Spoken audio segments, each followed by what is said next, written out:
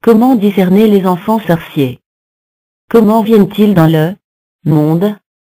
Ils viennent dans le monde naturellement, c'est-à-dire qu'ils naissent de femmes comme la semence du Seigneur. Satan, avec sa puissance de manipulation, sème ses enfants dans le monde en se servant de femmes, comme Dieu lui-même le fait, d'où le recours au discernement pour les reconnaître. Rappelons avant de continuer, que Satan n'a aucun pouvoir de création. Satan n'a rien créé, et ne crée rien, mais avec sa puissance, il réussit à semer le désordre dans le champ de Dieu. Certains de ces démons viennent dans le monde volontairement, avec une mission bien précise. Ceux-là sont plus dangereux, et sont plus que conscients de tout ce qu'ils font dans ce monde, point par point. D'autre part, contre sont juste injectés dans le monde par Satan, et sont durant tout leur temps sur terre, des instruments que Satan peut utiliser à volonté. Qui peut faire un enfant démon? Satan peut se servir de n'importe quelle femme non couverte par le sang de Jésus pour semer dans le monde. Et comme beaucoup de femmes ne sont pas couvertes par le sang de Jésus, vous comprenez la facilité qu'il a eue pour remplir le monde de démons en chair. Les seules femmes qui ne peuvent pas être utilisées par Satan, c'est-à-dire qui ne peuvent pas servir de porte ouverte à Satan, ce sont les femmes, semences de Dieu, qui sont couvertes par le sang de Jésus. Ceci nous amène à répondre à plusieurs questions que les frères se posent souvent. A. Est-ce qu'une femme, vraie semence de Dieu, peut accoucher un enfant démon? La réponse est oui, si elle n'est pas couverte par le sang de Jésus, c'est-à-dire si elle n'est pas encore née de nouveau, c'est-à-dire si elle n'a pas encore accepté Jésus-Christ comme Seigneur et Sauveur. B. Est-ce qu'un couple de vrais enfants de Dieu peut faire des enfants démons? La réponse est non. C. Est-ce qu'un couple de chrétiens dînés de nouveau peut avoir des enfants démons? La réponse est oui, et ceci ne se justifie que s'ils ont eu cet enfant ou ces enfants dans le monde, c'est-à-dire avant de connaître Christ. D. Est-ce qu'un enfant démon peut être délivré? Ne vous laissez pas tromper par le mot « enfant ». Un démon est un démon, et ne peut jamais être délivré. E. Est-ce qu'un enfant né avec une anomalie est un démon? La réponse est non. Le fait qu'un enfant naisse avec une anomalie corporelle ou physique ne fait pas de lui un démon. Il y a quelques éléments qui peuvent justifier l'anomalie de certains enfants à la naissance. Nous ne les étudierons pas dans le cadre de cet enseignement. Mais il y a des formes d'anomalie qui prouvent que l'enfant concerné est un démon. Vous saurez le reconnaître. F. Les jumeaux sont-ils tous des démons? Les jumeaux sont pour la plupart des sorciers nés, c'est-à-dire des démons. Plusieurs traditions reconnaissent les jumeaux comme des êtres venus au monde avec une certaine puissance, et qui pour cela méritent une attention toute particulière. Dans certaines régions du monde, ils sont vénérés, et dans d'autres, il y a même des cérémonies spéciales réservées aux jumeaux nouveau-nés. Mais peut-on dire que tous les jumeaux sont des démons, comme certaines personnes l'affirment? Non. Une telle généralisation n'est pas basée sur la sagesse. Les portes ouvertes, j'entends par portes ouvertes, les différents éléments qui donnent accès à Satan, ou encore les différentes issues que Satan exploite pour faire venir sa semence dans le monde. A. Il y a le cas général déjà cité plus haut, celui des femmes non couvertes par le sang de Jésus. N'importe quelle femme païenne peut être utilisée par Satan, mais ceci ne veut pas dire qu'une femme païenne ne peut pas faire des vrais enfants. Il y a beaucoup de femmes païennes qui, par la grâce de Dieu, font plusieurs enfants, sans qu'aucun ne soit de Satan. B. En marge de ce cas un peu général, on a des gens insensés qui vont chez les marabouts chercher des enfants. Il y a des gens qui, soit par manque de patience, soit par pression de l'entourage, courent vers les marabouts, quand après quelque temps dans le mariage, ils n'ont pas d'enfants. De ce nombre, on rencontre même des soi-disant chrétiens insensés. Quand vous allez chez les marabouts chercher des enfants, où pensez-vous qu'ils prendront des enfants pour vous donner? Maintenant que vous avez compris que les marabouts ne peuvent fabriquer aucun enfant, comprenez aussi que ce sont des démons que vous recevez d'eux. Retenez donc clairement que tout Les enfants que vous avez eus avec l'aide, ou le concours des marabouts et des sorciers, ne sont que des démons. C'est les gens qui font des pactes avec les démons. Quand vous faites des pactes avec des esprits impurs, tels que des esprits des eaux, des forêts, de cimetières, vous ne pouvez récolter que des démons. Tous les enfants que vous allez chercher dans des lieux sacrés, en offrant des sacrifices et aux dieux de ces lieux, sont tous des démons. Les stupides qui font recours à la médecine pour avoir des enfants. Est-il nécessaire que je vous rappelle que c'est Dieu qui a créé l'homme, et non pas des médecins? Ai-je vraiment besoin de vous dire que c'est par sa puissance que Dieu a créé l'homme, et non pas dans des laboratoires humains? Vous étonnerais-je si je vous disais que ce sont des démons que l'on fabrique dans des éprouvettes et autres tubes à essai? Sachez donc que tous les enfants que vous concevez avec l'aide, ou le concours des médecins, ne sont que des démons. Comment les reconnaître? S'il est un peu plus facile de reconnaître les démons en chair lorsqu'ils sont déjà grands, n'est-ce pas le cas quand ils sont encore tout petits? Le fait qu'on les traite comme des bébés, ou de petits enfants masque beaucoup de choses, et rend le discernement un peu difficile. Mais quand nous sommes accrochés au Seigneur, il nous donne toujours de reconnaître ces démons, quel que soit leur degré de dissimulation. Les éléments de discernement qui nous aident à les reconnaître sont presque les mêmes que nous utilisons pour les adultes, leurs fruits. Mais comme par moments, il faut du temps pour commencer à observer leurs fruits, le Seigneur, dans son amour, intervient par la révélation. En attendant donc que leurs fruits commencent à être visibles, le Seigneur très souvent nous révèle la nature de ses enfants. Pour ce qui est des fruits, il présente toujours le caractère de leur maître Satan, et porte toujours les mêmes fruits que leur père le diable. Il y a beaucoup d'éléments de discernement qui nous aident à les reconnaître. La liste est longue, et je ne pourrai pas tout énumérer. Je vais néanmoins vous donner suffisamment d'éléments de discernement qui vous aideront à les reconnaître. Et s'il y a quelques cas qui vous échappent, Dieu est fidèle, il vous les révélera. Intelligence, certains sont trop intelligents par rapport à leur âge. Nous savons tous que l'enfant normal doit être intelligent, mais nous savons aussi que notre intelligence se développe au fur et à mesure que nous grandissons. Idiotie, d'autres aussi sont trop idiots par rapport à leur âge. Il y a une marge d'intelligence, ou d'idiotie qu'on peut tolérer chez un enfant normal. Il y a un autre degré qui nous montre que quelque chose ne va plus. Méchanceté, d'autres encore, sont trop méchants. Quand vous les observez, leur méchanceté vous étonne. Ruse, vous en trouvez qui sont trop rusés, comme leur père Satan. Leur niveau de ruse est toujours trop par rapport à leur âge. Tendance à faire le mal, beaucoup se distinguent aussi par leur tendance à faire le mal. Violence et brutalité, vous en trouvez aussi qui sont trop violents et trop brutaux.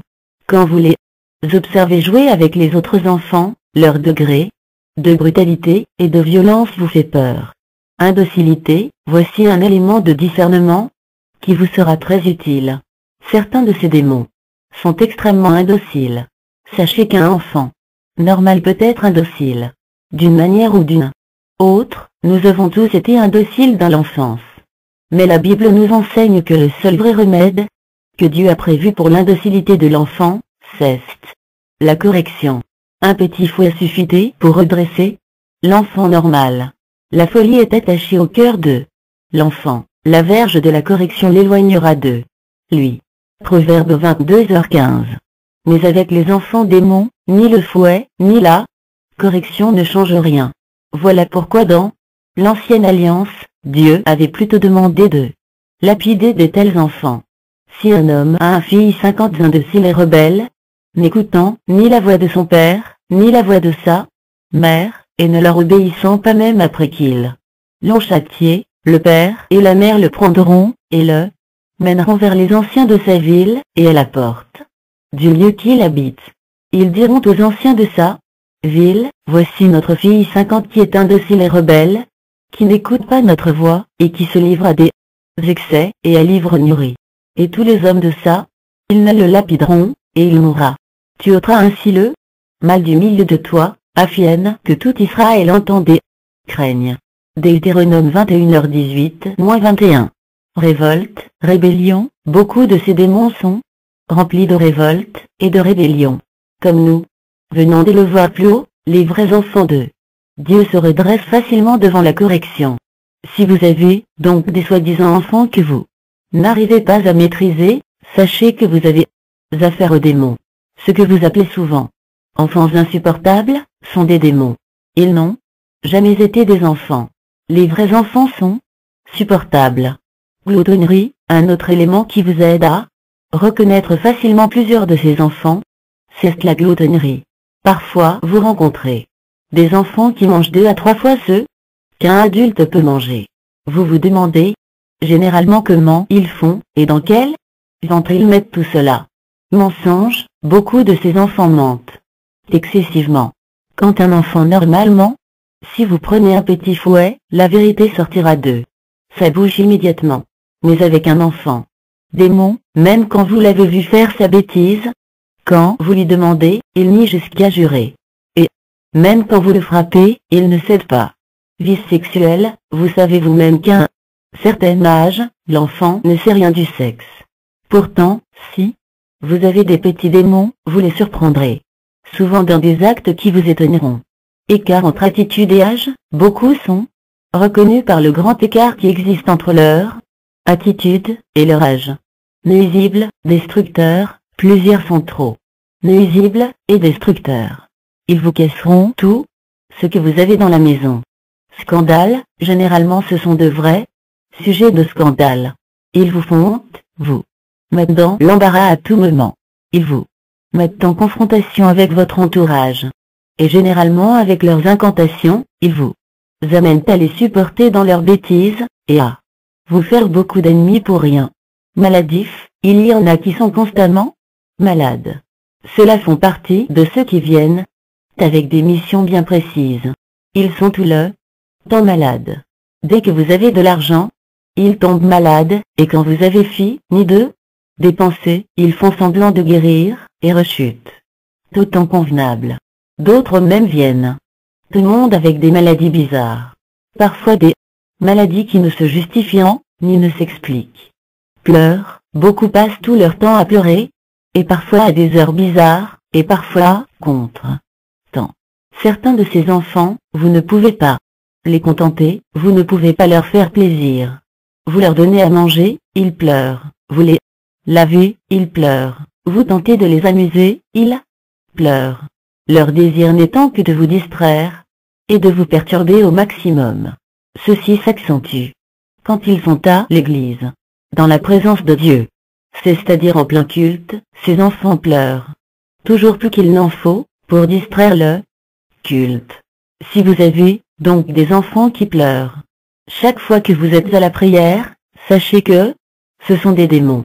L'esprit des vrais enfants, ceux sont toujours en repos dans la présence de Dieu. Ceux sont des enfants de Satan qui ont toujours l'esprit agité dans la présence de Dieu. Il vous sera donc plus facile maintenant de les reconnaître. Vol, certains de ces petits démons sont de grands voleurs. Sachez qu'un enfant normal dans la misère peut voler.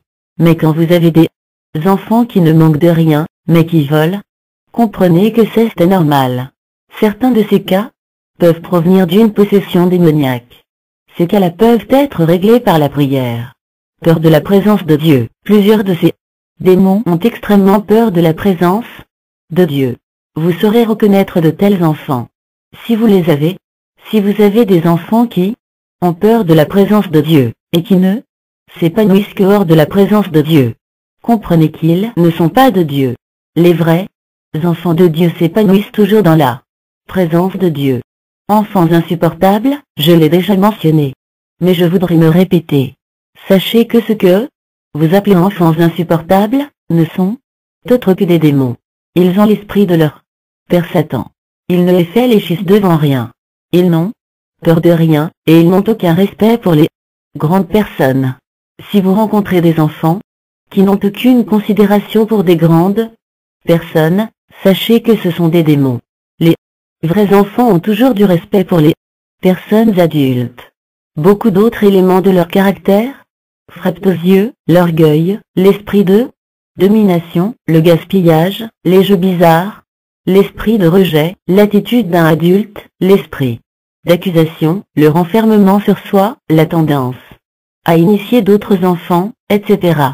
Il y a aussi des éléments observables lors de l'accouchement de certains parmi eux. Certains peuvent être reconnus dès le jour même de l'accouchement. En définitive, retenez que ces gens ne sont là que pour aider leur père le diable à nous rendre la vie plus difficile sur la terre. Ils nous poussent à bavarder à tout moment, à murmurer, ils font honte, amènent le regret et l'amertume. Leur but étant de nous voir maudire Dieu si cela était possible. Que faire quand on a des enfants pareils? Si vous avez de tels enfants, vous n'aurez d'autre solution que de prier Dieu pour la délivrance. Pas pour leur délivrance, mais pour votre délivrance. Ne tombez surtout pas dans le piège d'imiter les méthodes de l'ancienne alliance. Dans l'Ancien Testament, il était permis de lapider de tels enfants. Dans la Nouvelle Alliance, ce n'est plus le cas. Vous ne pouvez donc pas vous permettre soit de tuer ces enfants, soit de les torturer.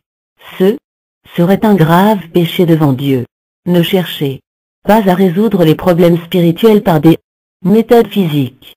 C'est seulement avec la prière que vous pouvez étouffer les œuvres de tels enfants, et non par la violence. Tuer un enfant, même s'il s'agit d'un démon, est un crime aux yeux de Dieu. Et torturer un enfant, même s'il s'agit d'un démon, est un péché devant Dieu. Ce n'est pas à nous doter ces enfants du monde, c'est à Dieu seul de le faire. Le Seigneur l'a bien précisé dans le passage ci-dessous, Matthieu 13h27-30, les serviteurs du maître de la maison vinrent lui dire, Seigneur, n'as-tu pas semé une bonne semence dans ton champ? D'où vient donc qu'il y a de l'ivraie? Il répondit, c'est un ennemi qui a fait cela. Et les serviteurs lui dirent, veux-tu que nous allions l'arracher? Non, dit-il, peur qu'en arrachant l'ivraie, vous ne déraciniez en même temps le blé. Laissez croître ensemble, l'un et l'autre, jusqu'à la moisson. Retenez donc très clairement que vous n'avez aucun droit de tuer un enfant démon, et vous ne devez pas les torturer non plus. Enfants sorciers, il y a une différence entre les enfants démons et les enfants sorciers. Dans l'ensemble, les enfants sorciers sont des démons, mais il n'est pas exclu de rencontrer quelques rares cas d'enfants sorciers qui ne seraient pas des démons. Il s'agirait là du cas des quelques enfants normaux qui auraient été initiés à la sorcellerie. Ceux-là peuvent être délivrés. Ce sont néanmoins des cas rares. Conclusion. Pour finir cet enseignement sur les enfants démons, je voudrais encore rendre grâce à Dieu, le Père, par son Fils Jésus-Christ notre Sauveur, pour la révélation de sa parole. Et comme dit l'Écriture, la révélation de tes paroles est claire. Elle donne de l'intelligence au simple point. Psaume 119-130. Que la grâce soit avec vous tous qui appartenez à notre Seigneur et Sauveur Jésus-Christ.